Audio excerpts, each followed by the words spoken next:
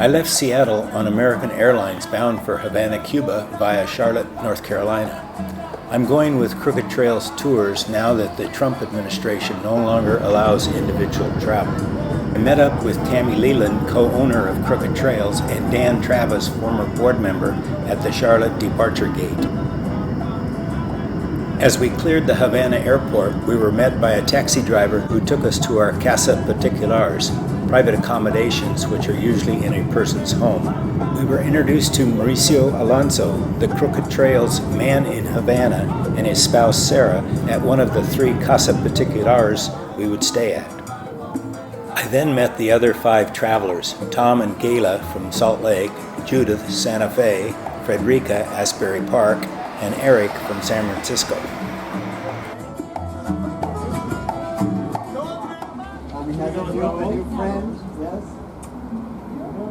After dropping off our bags, we got into our 2 classic convertibles for a tour around downtown Havana.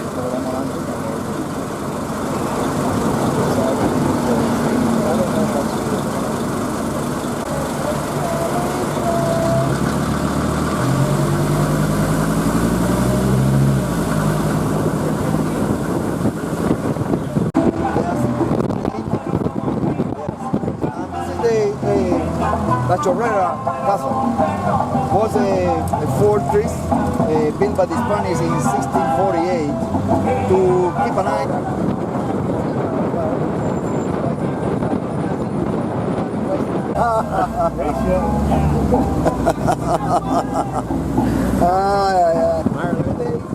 Some of the empty lots are all that remain of the casinos prior to the Revolution in 1959. We then passed the U.S. Embassy, which was reopened in 2015, but is now mostly closed after a massive number of staff became seriously ill in 2017. There are just 10 diplomatic staff that remain in Havana.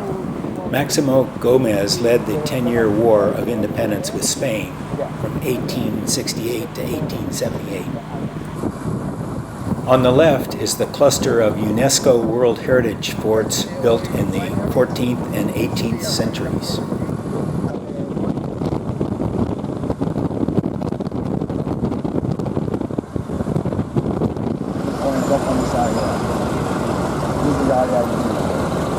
I continue to be surprised to see how many of these classic cars are found here in Havana, and they're not just for tourists.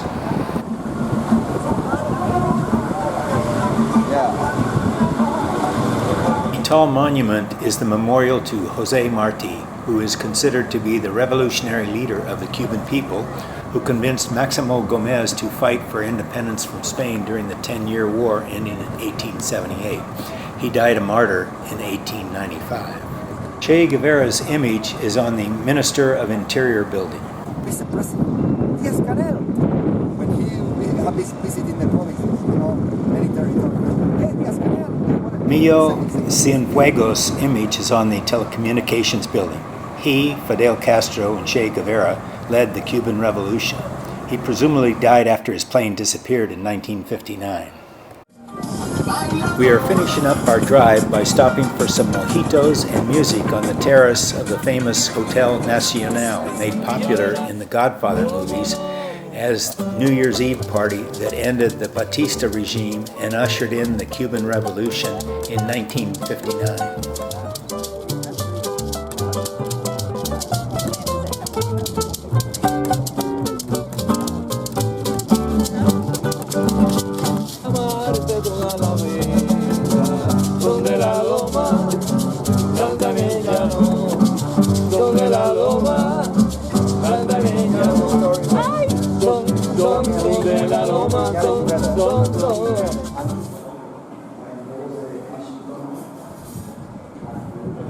We then went to the 21 restaurant Paladar, a privately owned restaurant.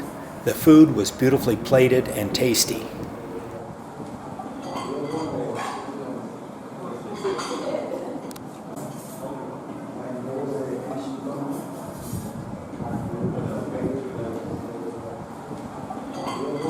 There, we met our guide, Lysindra Garcia, who would be taking us to the popular La Zorra y El Cuervo jazz club. Lysandra knew the bouncer, so she got us in right away. We entered through this red British telephone booth to the underground club. There are about 10 musicians, including singers, drummers, and brass. We enjoyed the music, company, and more mojitos. What a first day introduction to Cuba.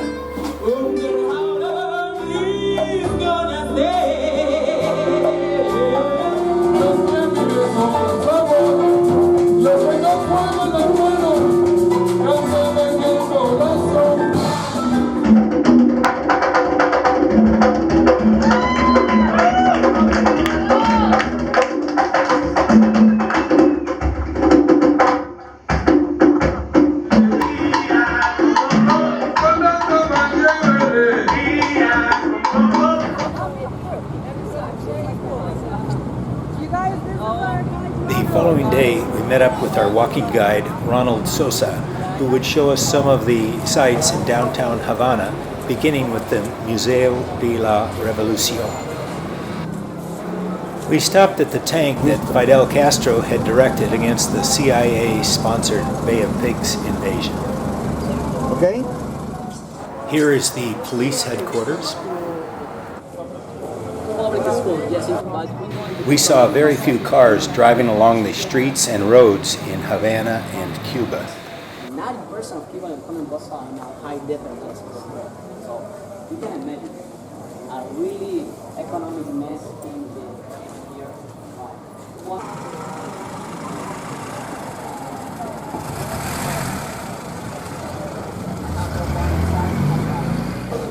Here is one of many private food markets that include meats, fruits, and vegetables. Nearby is the government-run bodega. Bodegas like this, Cubans use their ration books to stock up on goods for extremely low prices for basic staples. Prices are in the Cuban currency, about 25 cents to the Cuban dollar. For example, rice is 16 cents per pound, beans 8 cents, sugar 2 cents, and potatoes 10 cents.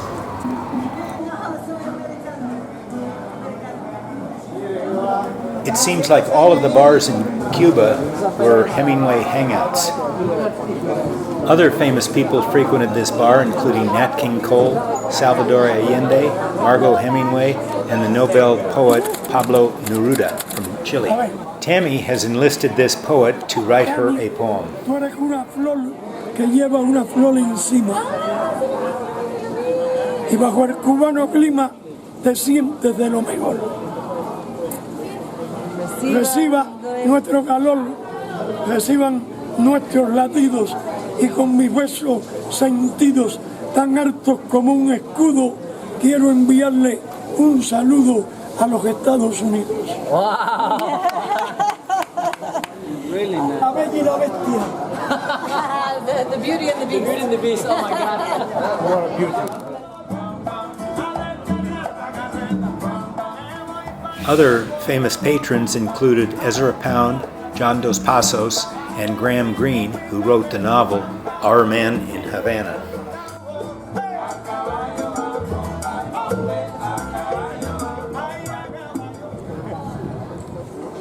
These colorful women at the Plaza de Armas were trolling for tourists, and Judith befriended them. Originally built as a post office in 1772 by the Spanish, it is now a museum.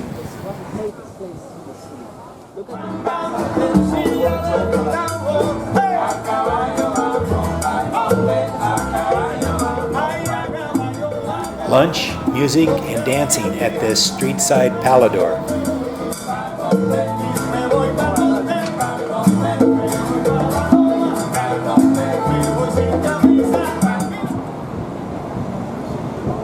Then headed for our Samba lessons. I was too busy taking lessons to video it. 1, 2, 3, 5, 6, 7. Repeat, forward, backwards, side to side. Here, that now are offices, but they want to renovate the place. We again got in our vintage Chevys for a short ride to visit Ernest Hemingway's Finca La Viga, which has been turned into a museum. He bought it in the 1940s, where he lived and wrote for 20 years. The grounds included a viewing tower, swimming pool, tennis court, cockfighting arena, and his fishing boat El Pilar, now grounded.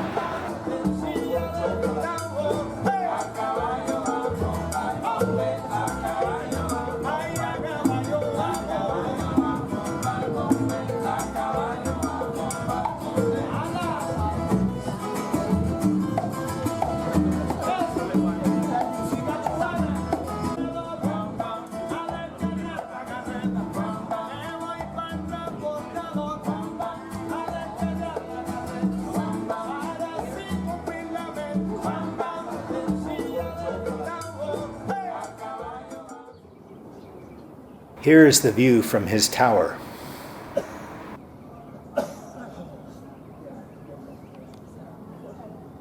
After visiting his home, we went over to the nearby port of Cojimar, where he moored his boat, and his bar where he refreshed himself. Apparently, the fisherman at this bar was the inspiration for his novel, The Old Man and the Sea.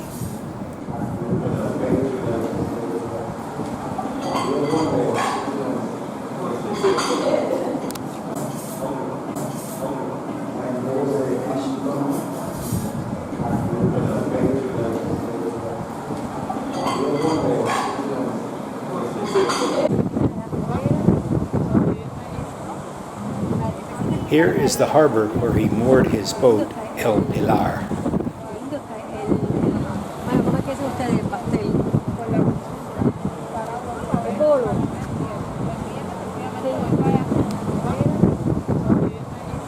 We returned to our Casa Particulars, the Casa Bella Vista penthouse owned by Mauricio and Sarah is directly behind the taxi, and our Casa Corta Particular is on the first floor of the apartment on the far right.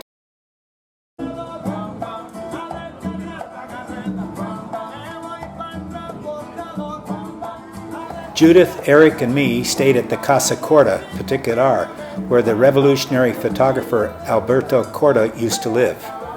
Photographer who took the famous picture of Che Guevara that is on t-shirts round the world. Here's what it looks like, along with me holding a picture of Corta with a picture of his Che Guevara picture. Internet connections are very few, and this one's about a half mile from our casas.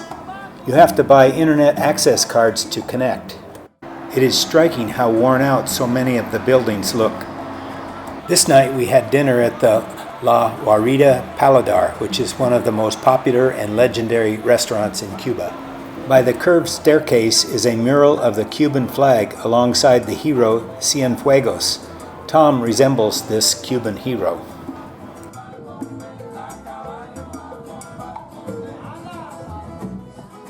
The food and ambience exceeded our expectations.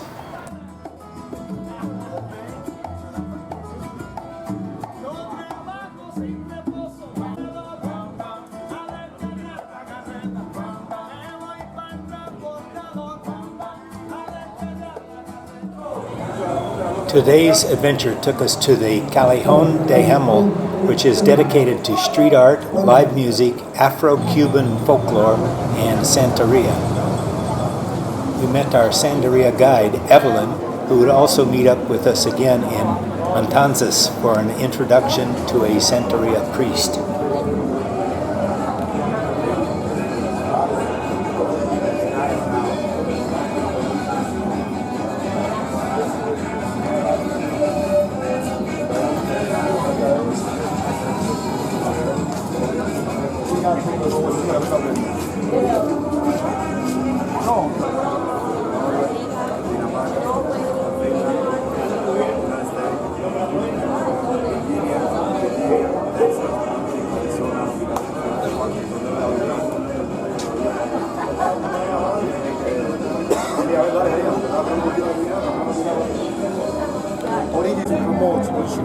Music, that's what I know. Indeed, in this area, despite of the sort of racial prejudice that we still have here in Cuba, despite of the taboo of the these traditions, we maintain alive the cultural.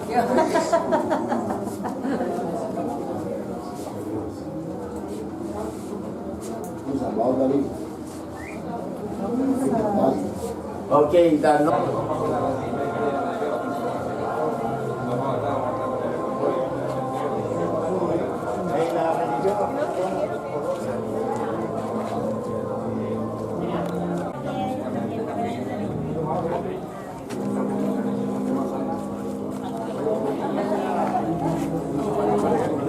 Here again is our traveling crew.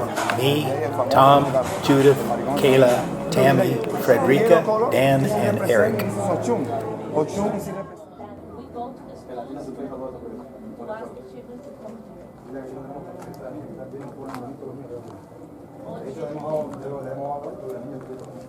And foreign children too. Hola. I'm going to send you my cellular.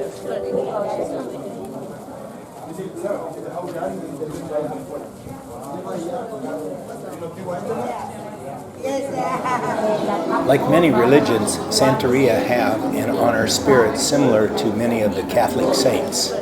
Worshippers call their saints using bells, dance, drums, and song.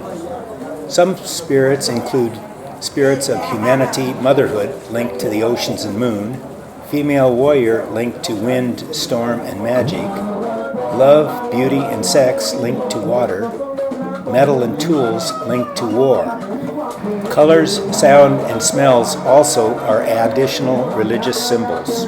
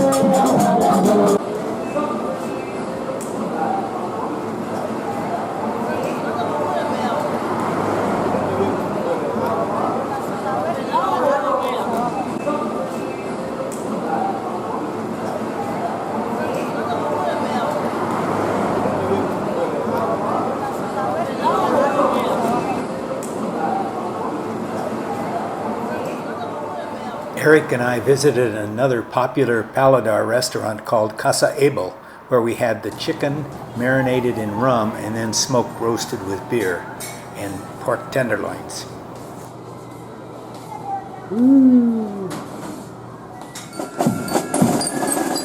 I came across this German marching band while strolling the Prado.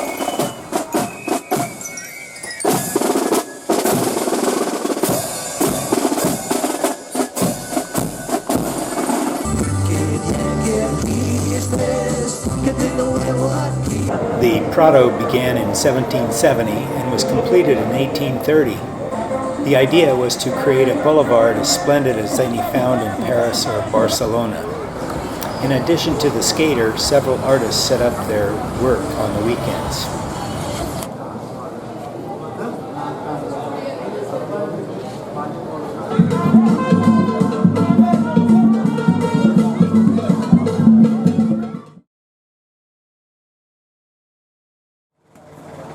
On our way to Vinales, about 100 miles west of Havana, we stopped at San Diego de los Baños for our visit to the thermal baths, spa, and recuperation center.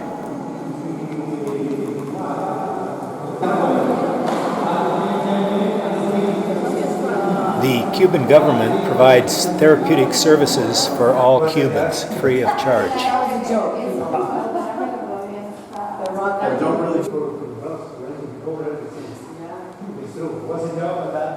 okay? We crossed town to the nearby tobacco factory, where we saw scores of women rolling the inner part of the cigars called capote and tripa. The packet is made by royal palm leaf. You know, our natural tree, the big palm that we... We saw the warehouse where they receive, age, and sort the tobacco leaves. They come into the factory in large bundles and then are opened. This is good for cigarette because it's not, it has bubble cigarette. They classify the leaf. The leaves are then spread out and set up so the tobacco leaves reach the correct humidity so that the leaves are pliable for the workers to size and then roll.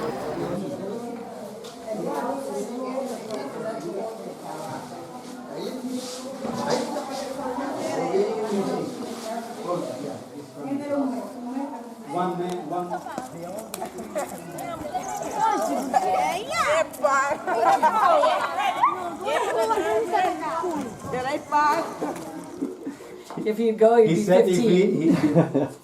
He went to the bath, he'd be holding. My dad used to have a letter like that.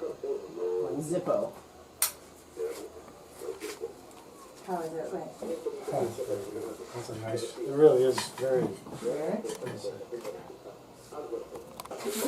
We then watched Pedro give us a demonstration on finishing the cigars with the final tobacco leaf called capa. And some natural glue, no chemical glue, from some special plant that we have in glue. You know, yeah, rubber is only tripa and capote. Okay, so no capo. No capa. Capa. Put in the vitola and press. So that's to get the nice round. Sí, wanted to compact.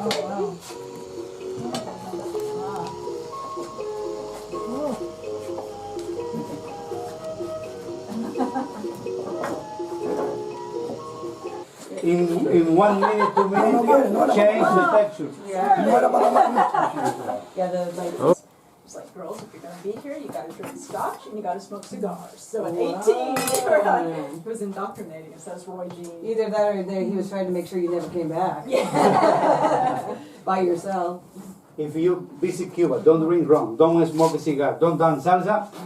Why come? There's no point in coming. This is why you go to Egypt and don't see the pyramids. Wow, look at that That's final. right. You go to Egypt.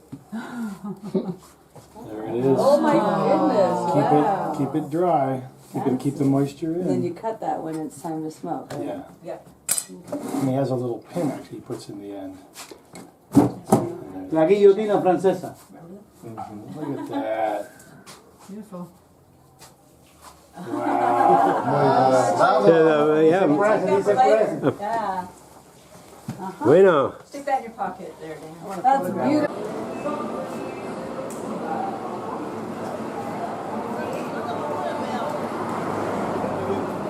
We all tried his creations with mixed results, along with some local rum. It's the rum that the Cuban. You need some help with that. Bueno. You know the Cuban don't like the brown rum. It was a good thing the heavy rains only came down while driving to Vinales.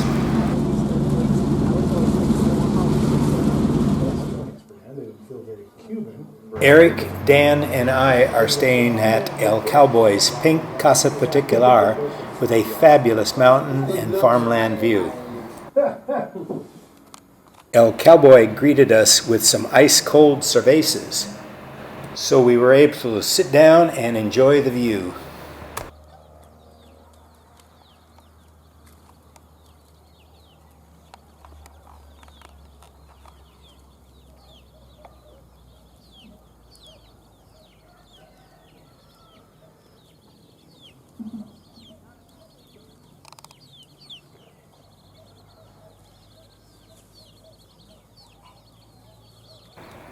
All of the places we have stayed at have been clean and neat, along with some hearty breakfasts included.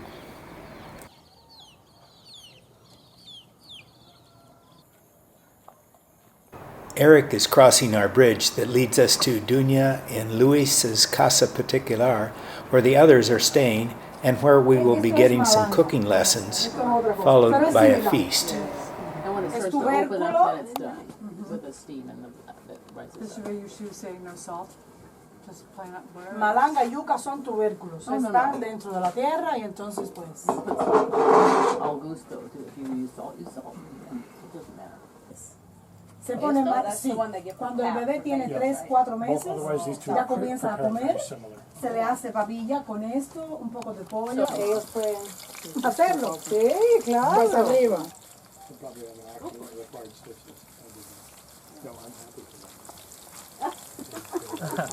Un poquito cada uno. Vaya, para no. Esta malanga.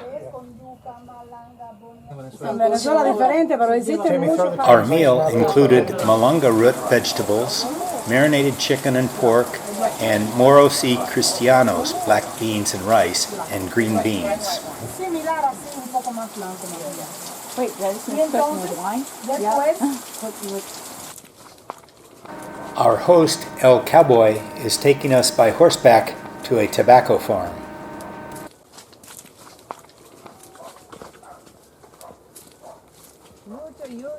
Las lluvias son en la tarde. Cuando cambiamos. Hola. Hola. Cuando cambiamos de temporada que vamos ya a oh, look at the pigs! So cute. Hey, little pig. It was a beautiful ride, especially since yesterday's rain had refreshed everything, but it also made it a bit muddy. Me dijo, aquí hay gente que le dan fatiga cuando se dan puntos. Hola. Hola, amigo.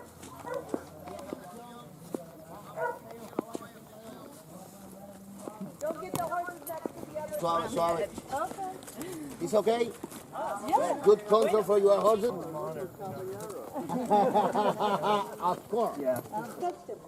In here, we have to sell 90% of the tobacco production to the government. And 10% private. 10% is for here for the family. And we put the packet over the wood, up to 3-4 meter high, inside the house for 1 month. That process for to give the aroma, the smell. Yeah, right. Smoking.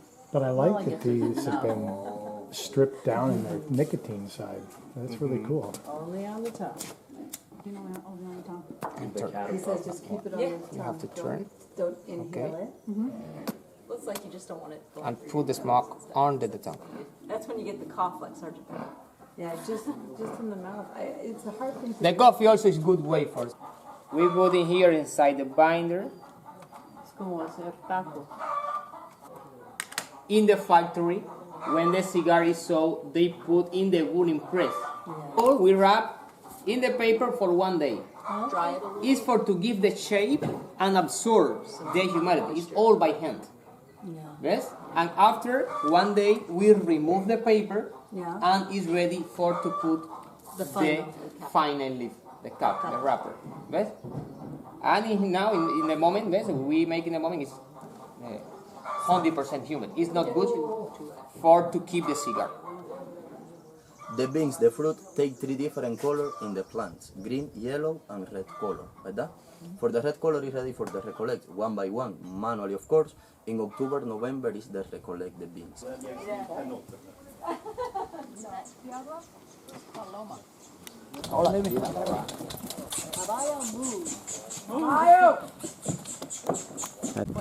Okay, down? Is that about it?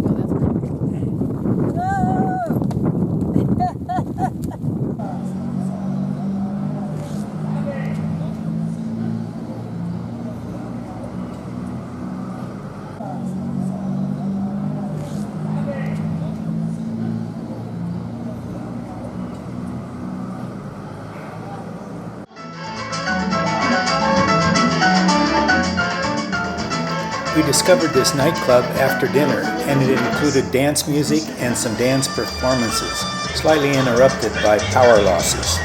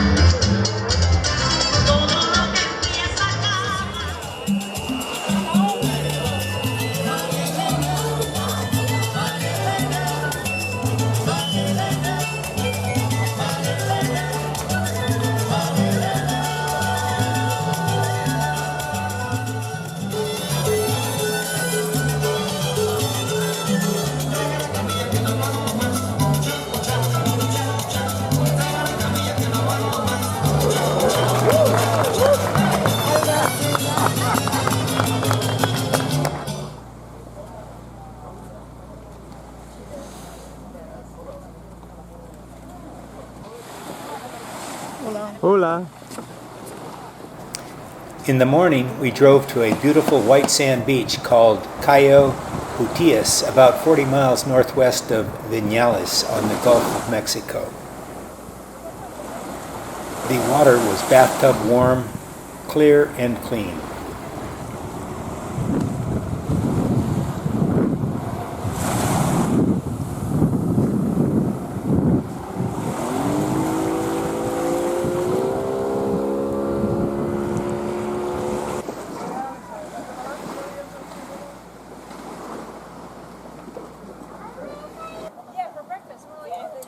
We had to walk down the established beach to where Dunya and her husband Luis would meet us at a nearby cove of trees for a barbecue. Apparently, the Cuban government does not want the locals to use the tourist facilities we had, which included a bathhouse, restaurants, beach chairs, and umbrellas, and boats that would take you snorkeling to the nearby Sea Star Beach or diving at other sites.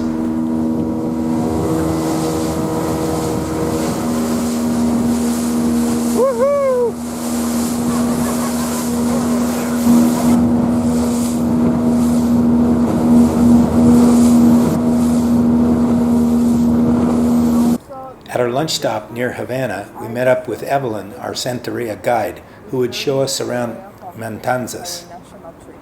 Our guide at Paladar II Divino was a granddaughter of the founders, a Cuban and Italian, of this place where they converted some undesirable swampland into a thriving organic farm, which also provides seniors and disabled with a place to gather, to do crafts, and have free lunches.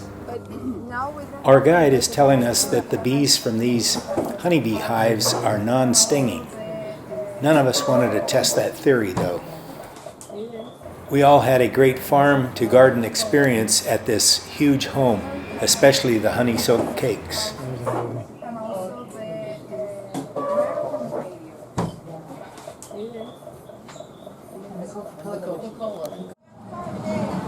Matanzas is considered the Athens of Cuba for its literary and artistic heritage.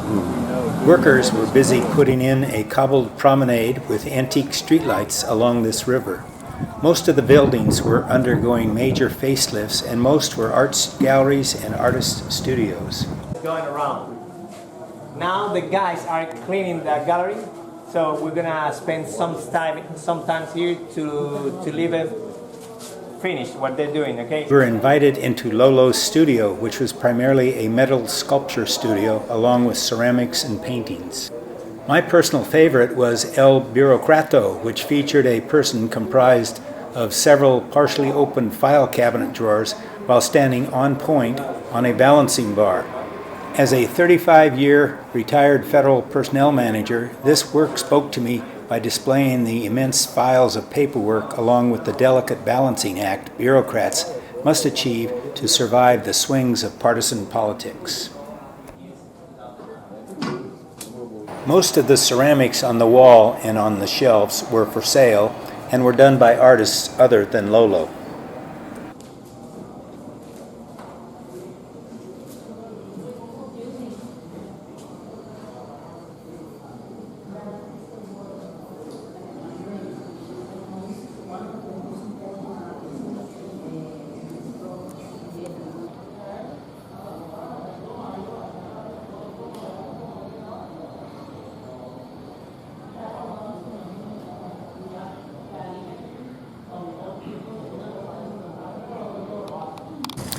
We continued on and were amazed to see how much revitalization work was taking place in painting the old buildings and repaving other walking streets. New paint on city buildings was a first for us in our Cuba Adventures, except for El Cowboy's Pink Palace back in Viñales.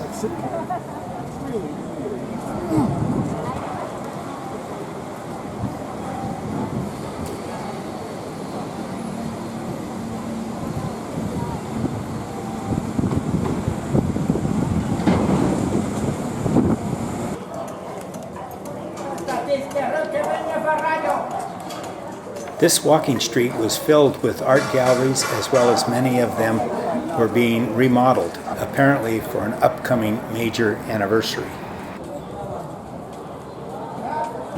La complací con ramo de nube, correspondió poniendo en el sombrero una propina en australes, con la misma que al rato la invitaría a un café. Around sunset, we stopped for dinner at the San Severino restaurant, which overlooked the La Libertad Plaza, where workers were still installing new walkway cobbles as preparation for the big anniversary.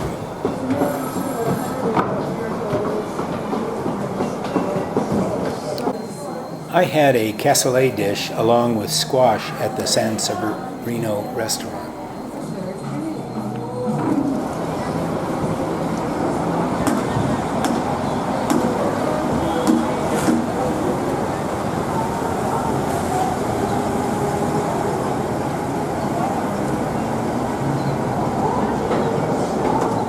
Evelyn took us to the Cabildo Herrera branch of the Santeria, which comes out of the Benin rather than the Yoruba tribal groups. So we were brought from a lot of years before. So in Cotonou, for example, the capital, we can find things we don't have here. The priest, Babalao, educated us on the Santeria religious practices. Evelyn made an offering and sought out guidance at the shrine. Like many religions, they have and honor spirits similar to many of the Catholic saints. In the religion.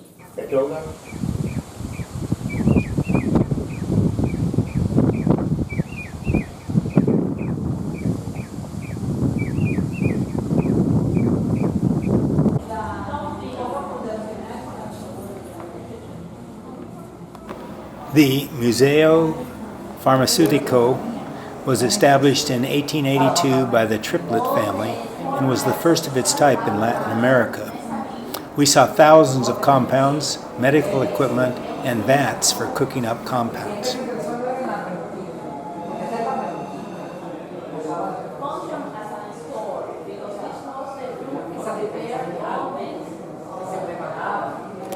This is larger than the one we saw in Havana.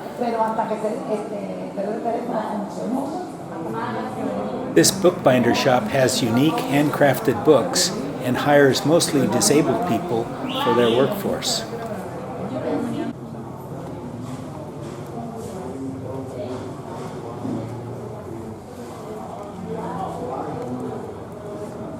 Our group stayed in two casa particulars.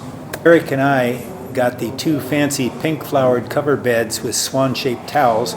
Others have different rooms at our hostel Rio Real. Our host was Senora Rodriguez Suarez. We would all have breakfast at the nearby Casa Manzanita, where others were staying. Our hosts there are Danea and Felix.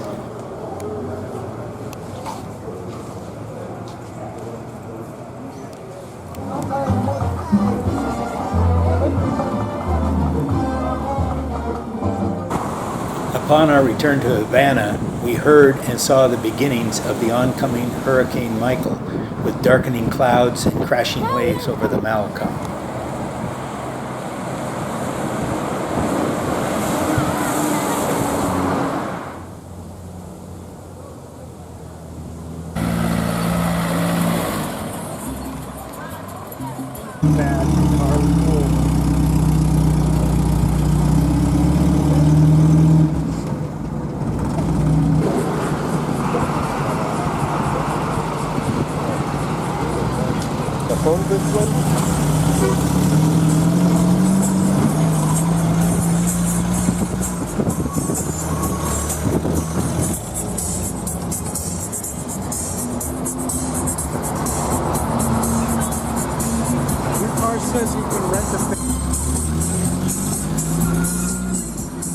We cruised back to our places in these pink convertibles along the Malecon.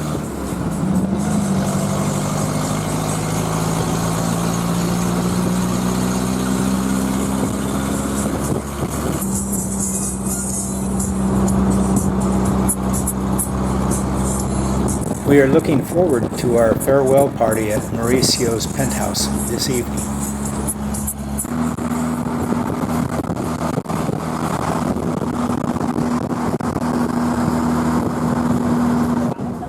I didn't bring any party clothes to Cuba. I'm wearing mine. Yes. We're all in our own. This one is for you. Oh, muchas gracias, Sarah. Oh my gosh. Oh, you are. With no rain yet, some of the partygoers were out on the penthouse deck that had fabulous waterfront views. No wonder they call their home Casa Bella Vista.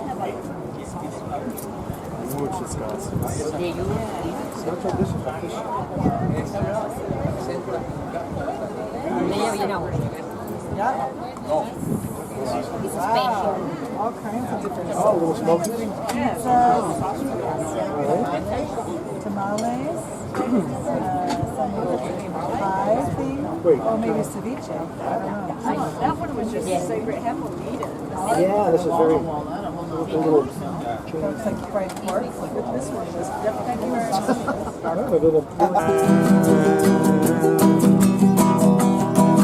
Catalina me encontré lo no pensado, la voz de aquel que pregonaba así. ¡Salsa! En Catalina me encontré lo no pensado, la voz de aquel que pregonaba así.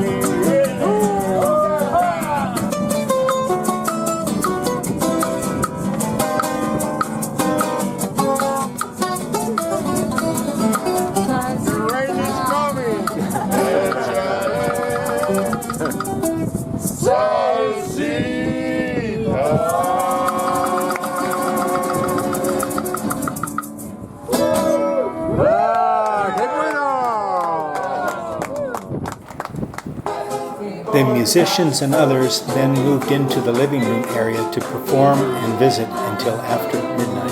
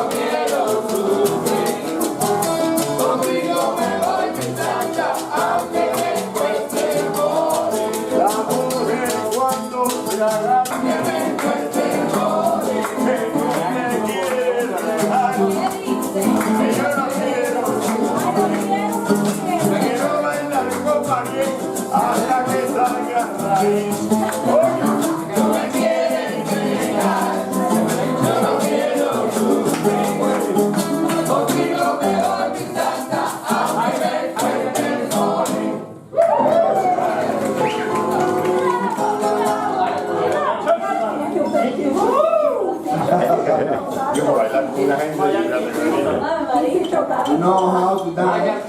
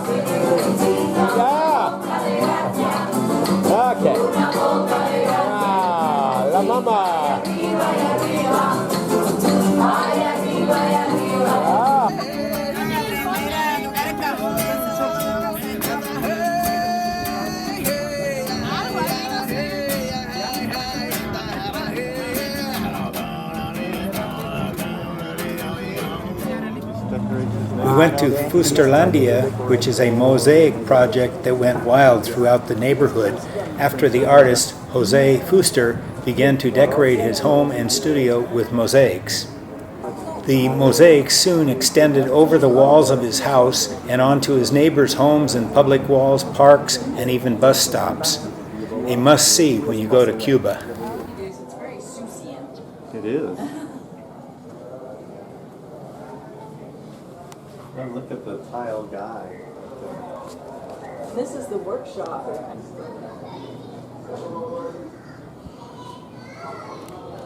The crocodile.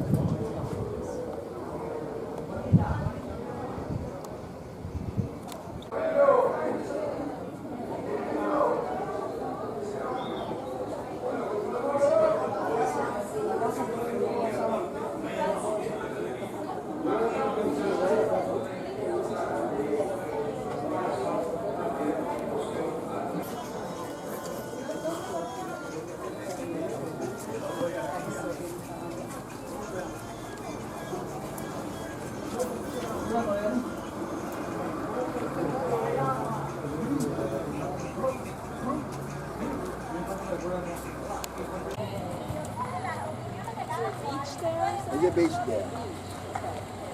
No. Is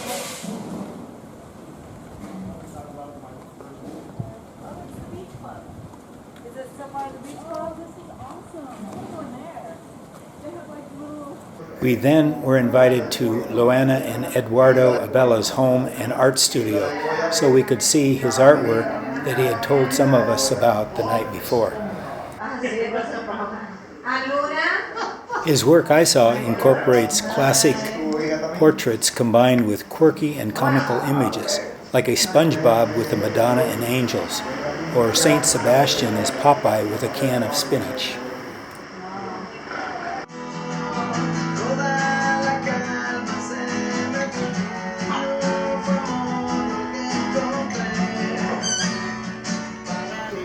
We also enjoyed some delicious appetizers that included tamales and shredded pork sliders along with Cuba Libre.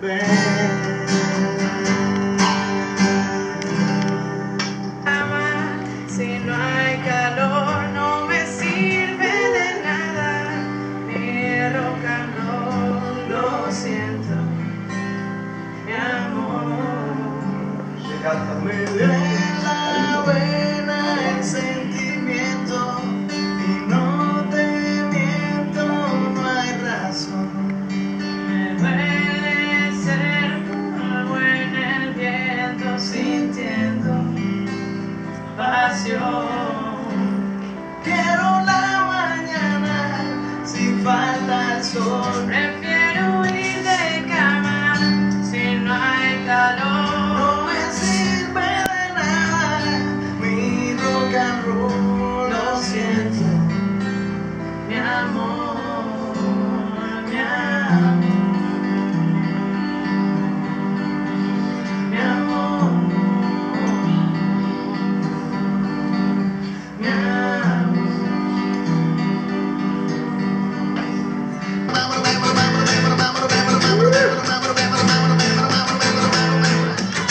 pa' tu que y yo no nos vamos pa' Kelly. No nos vamos pa' Kelly. No nos vamos pa' Kelly. No nos vamos pa' Kelly. No nos vamos pa' Kelly. No nos vamos pa' Kelly.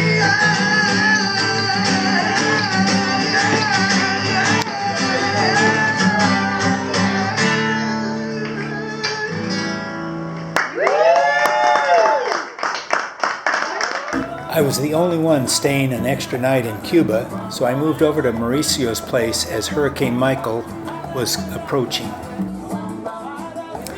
As I had my last dinner at the nearby El Cocinero restaurant, I reflected on what a wonderful experience I've had here. Everyone was so friendly that we met, as well as all of those who provided services to us. Sarah and Mauricio, our man in Havana, were wonderful hosts who involved us in getting to know and visit with their many Cuban friends, artists, and performers. This was my third time traveling with Tammy, and each time she really knows how to get her local friends to share travelers like me and others an inside and intimate experience that most tours do not attain. Muchas gracias, Tammy.